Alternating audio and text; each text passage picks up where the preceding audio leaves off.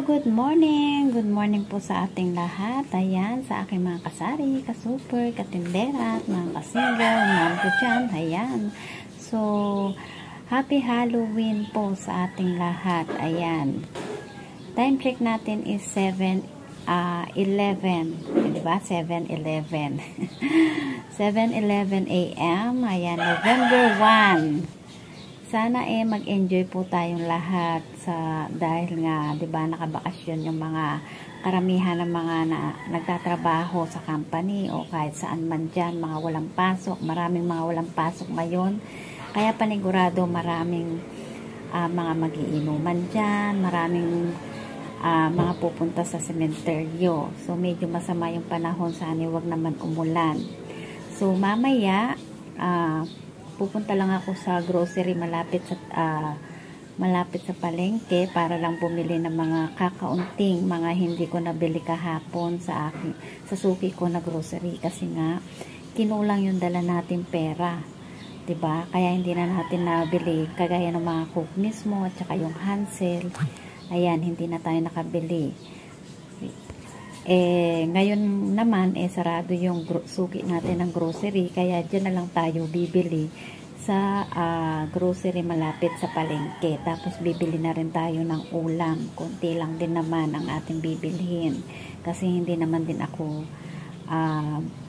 talagang naghahanda tuwing November 1. So sana more benta po tayo today, diba? Dahil nga maraming mga walang pasok, sana kahit man lang ngayong araw na to maging mabenta yung ating tindahan.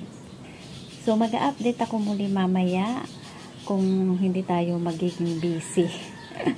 Kasi panigurado na naman, diba? Araw-araw naman tayong busy. Kaya susubukan kong makapag-update at susubukan ko na nga rin na makapag-actual bentahan, 'di ba? Kasi medyo matagal na rin naman tayong hindi nakakapag-actual bentahan. So, kita-kits na lang po tayo mamaya at sana sa aking mga kasari diyan more benta, more blessing, 'di ba? More customer to come today. Hindi lang pala today, sana sa araw-araw. Ayan na mga kasari, yung ating mga napamili. Konting-konti lang yan. Kasama na yung ating Coke mismo, isang case. Tapos, meron tayong nabili na Hansel na may pa-free na rebisco. Dagdag kita, sayang, 'di ba? Tapos, yung ating isang kahan ng Camel. Tapos, yung ating isang tie lang ng Copico Brown Twin Pack.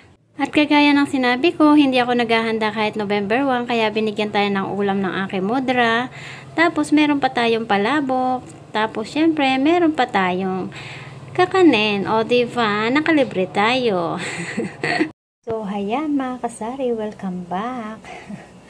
Time check na natin is 11 p.m.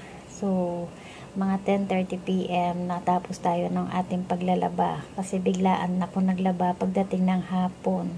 So, hindi ko pa naman nilalaban lahat ng aking mga labahan. Yung mga dark color lang. Para lang mabawasan. Baka sa susunod na araw naman yung mga natitirang labada. So, hindi na nga tayo ulit nakapag-update dahil nga sa sobrang kabisihan at saka mga kapitbahay ko kasi mga nagbibideo key. Kaya baka ma-CPR tayo, kaya hindi ko na naipagpatuloy pa yung ating pagbablog. So, dapat mag-actual bentahan tayo ngayon. Kaya lang hindi na rin natin nagawa dahil nga sa sobrang busy at sa mga sunod-sunod na mga tumer natin ngayong araw na to. Kaya hindi na natin pa naisip pang makapag-video. Lalo na mag-isa lang ako sa ating tindahan. So, bentahan naman natin today is okay naman. Compare mo sa mga nakalipas na mga buwan, mga araw na talagang sobrang tumal. Kaya thanks God naman, bumenta naman talaga tayo today. Kaya kasi sabay-sabay talaga mga Gcash, mga alak, kaya natutuwa naman tayo. Siyempre pag tayo mga tendera, negosyante, kahit anong pagod natin, 'di ba?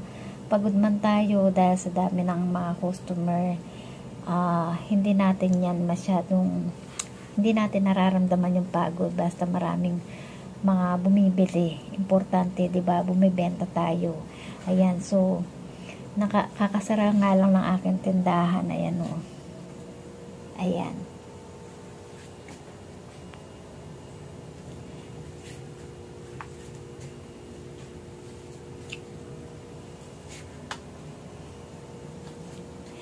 Ayan. 'Di ba? Kakasara lang ng aking tindahan. So, hindi pa dapat ako talaga magsasara kasi meron pang paunti-unti, pa isa-isa na mga customer talaga, ng mga nagbibilihan. Kasi marami rin naman hindi mga nagpuntahan sa mga sementeryo ngayon dahil nga umulan. Tapos, tumigil na yung ulan, tanghali. Kaya, yung mga tao, mas minabuti na lang na dito na lang sa bahay nila na magtirik ng kanilang kandila. Yung iba, baka bukas na sila pupunta ng sementeryo. So, marami rin sa akin dito, pagdating ng gabi, ang daming mga bata na mga nag-tricks and tricks sa aking tindahan.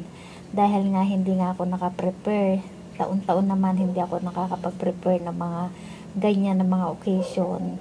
Kaya ang ginawa ko na lang yung mga hindi fast moving sa akin, mga candies, yun na lang aking mga pinamigay. So hindi ko na rin sa inyo na videohan yung mga bata na